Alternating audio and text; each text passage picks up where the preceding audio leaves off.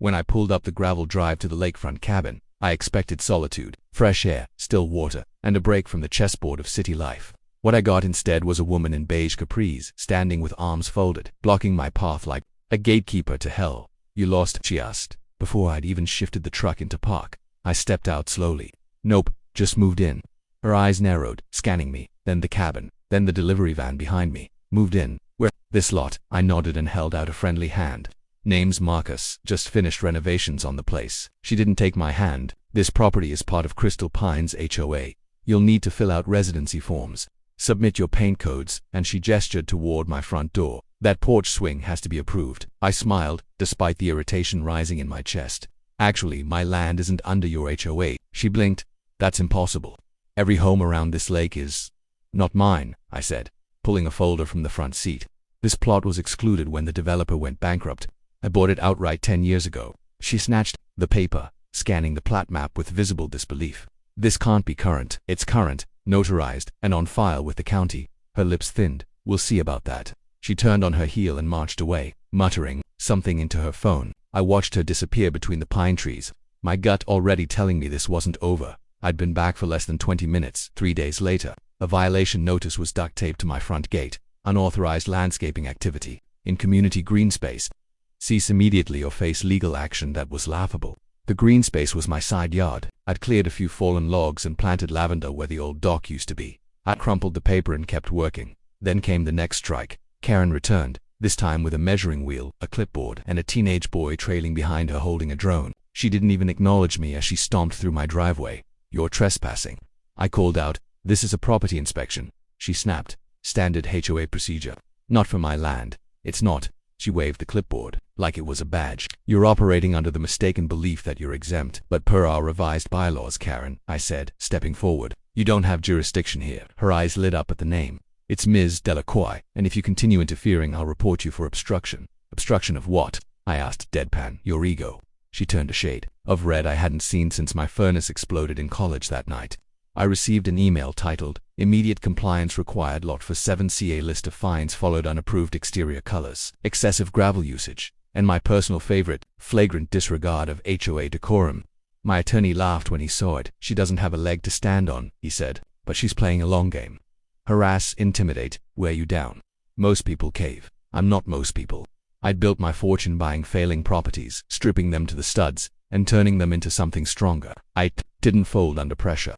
I turned pressure into leverage. Still, Karen wasn't just annoying, she was a threat, and she had the kind of power that feeds on silence. The next morning, a sheriff's cruiser pulled up outside my gate. My stomach knotted, but not from guilt.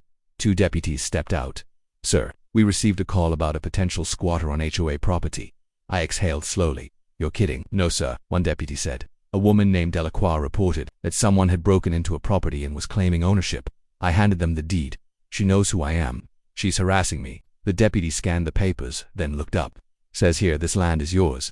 For over a decade." "Exactly." The other deputy nodded, amused. "Well, we'll go let her know." As they drove off, I watched from the porch, a slow grin forming. Karen stood at the far corner of the access road, hands on hips, waiting for the arrest that would never come. When the cruiser rolled past her without stopping, her face twisted in confusion. I raised a mug of coffee in her direction and tipped it in mock salute. She stomped away, but I knew it wouldn't be the last time I saw her. She thought she was at war with a trespasser. She had no idea she was living on my land and I was done playing nice. Karen didn't back down. If anything, being proven wrong in front of law enforcement only fanned the flames of her crusade. The next morning, my contractor quit. She threatened to report me to the licensing board. He muttered, eyes darting toward the HOA's clubhouse. Said I was illegally modifying protected wetlands. I sighed. "You're building a deck on land zoned residential." "She says it's under special oversight." "Man, I'm sorry, I can't risk my business." He handed me the half-used box of nails and walked off, leaving my tools and lumber untouched. By noon, a new sign appeared at the edge of my driveway. Under HOA review, construction halted by order of BOR Dashi. Didn't even try to make it look official. I snapped a photo and filed a harassment report with the county. But the damage was done. Without a crew, my renovation stalled. My peaceful retreat had become a battleground. I paced the cabin, watching HOA patrols, a rotation of retirees. Karen had somehow militarized drive slowly past my property, snapping pictures like amateur paparazzi. One even leaned over my fence to photograph the firewood pile. Every move I made. Karen was there with a clipboard and a violation sheet.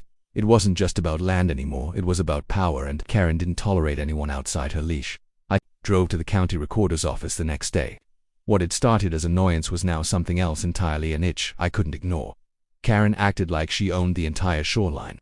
I needed to see how far her reach really extended. The clerk pulled up the parcel maps and overlaid the HOA boundary lines. I leaned over the screen, eyes scanning the outlines dots, then I saw it. The HOA clubhouse there, Pride and Joy, sat 2 feet outside the community boundary. On paper, it wasn't HOA land. It was part of a 16-acre tract labeled Parcel 8R. The owner, Dean Holdings LLC. My heart pounded. That was my company, a shell entity I'd used to quietly acquire lakefront land a decade ago when prices were dirt cheap and nobody thought twice about vacant parcels. I leaned back, stunned. Karen's headquarters, her leverage point, her kingdom stood on my property. How hadn't she known?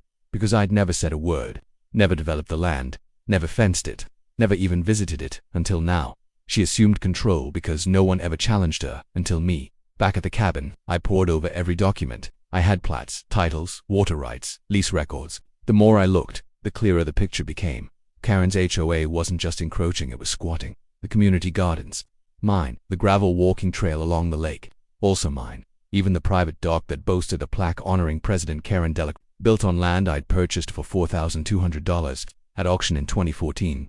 It wasn't just irony, it was justice waiting to be served. I didn't sleep that night. I spent the hours drafting letters, organizing deeds, contacting my lawyer, and planning my next move. This wasn't about fighting back anymore, it was about reclaiming. 2 days later, Karen returned. This time, she brought a clipboard and 2 board members in tow. All 3 wore matching Crystal Pines HOA polos like it was a military operation. "We've reviewed the situation," Karen announced, stepping onto my porch without knocking, "and we've decided to issue a formal cessation. If you do not remove the unauthorized structures within 72 hours, we will escalate." I let her speak. I didn't interrupt. I didn't argue. Then I handed her a manila envelope. "What's this?" she asked, frowning. "Deed records. Your clubhouse sits on my land. So does your private dock, your gardens, and about 40% of your so-called community trail system." Karen froze, lips parting just slightly. The man to her left, the treasurer, I recognized him, blinked. "Is this a joke?" "Check the county plat," I said calmly, "or call your attorney. I'd recommend both." Karen flipped through the pages, her face blanching with each one. "You're lying."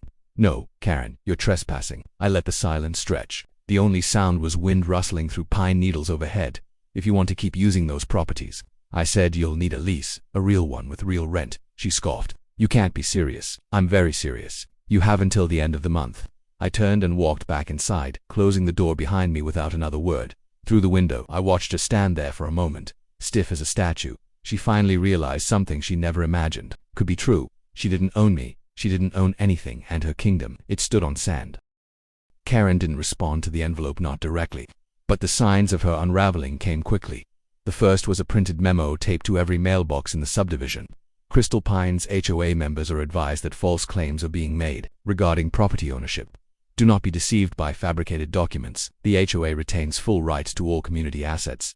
I almost laughed. Fabricated. I'd submitted my deeds to the county twice over and had my lawyer send her board a notarized summary of land holdings, including a formal lease termination on the HOA clubhouse. She was bluffing, and badly.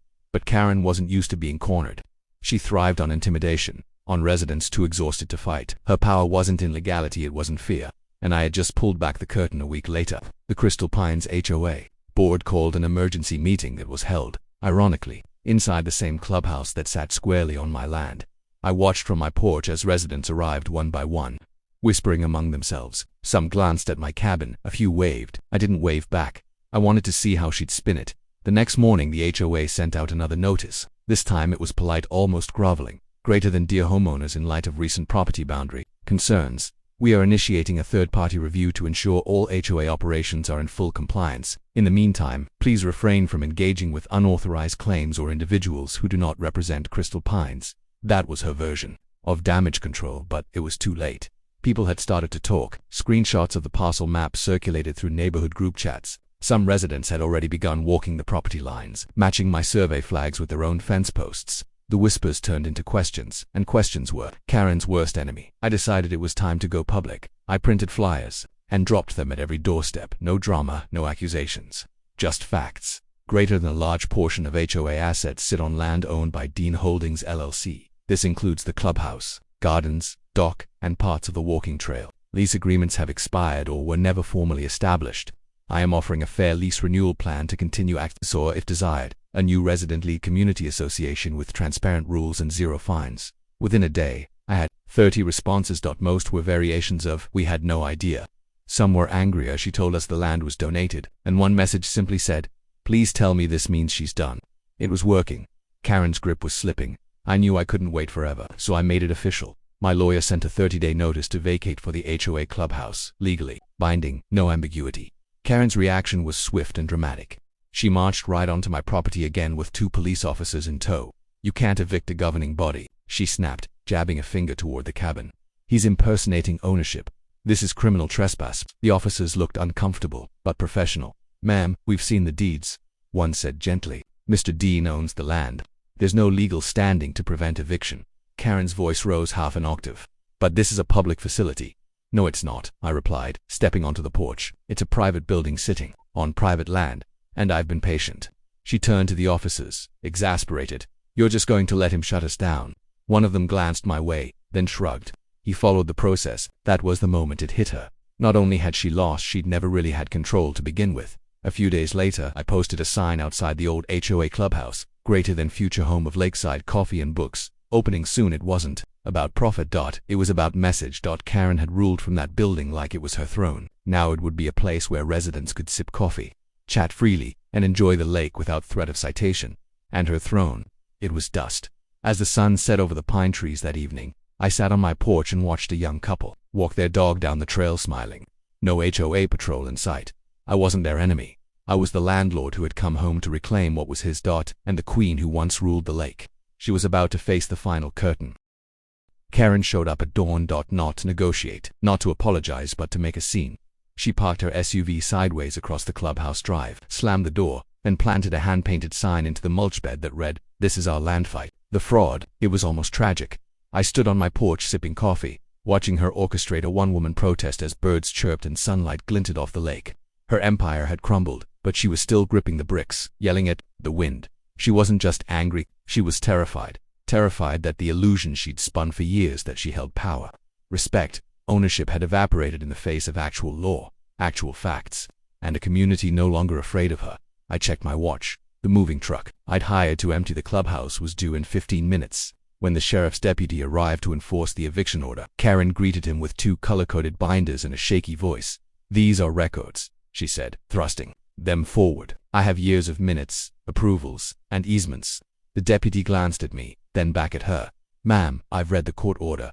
None of that changes the property title. This building is not owned by the HOA, but he's not part of this community," she snapped, desperation breaking through. "He's an outsider. I am the community," I said quietly. "You just never noticed." She stared at me, confused, until the moving truck pulled up and half a dozen workers began unloading Dolly's note. She shouted, "You can't take our files, our documents. They're being boxed and returned." The deputy said calmly, "You have until noon to clear the premises." Karen didn't move. She stood in the doorway, arms spread, blocking the entrance like she was bracing for a flood.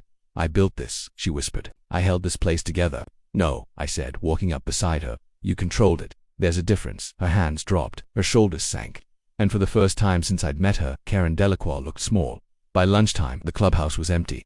The doors were locked. The plaque bearing her name had been pried off and placed gently into a return box, along with the remaining files, decorative flags, and faded HOA newsletters.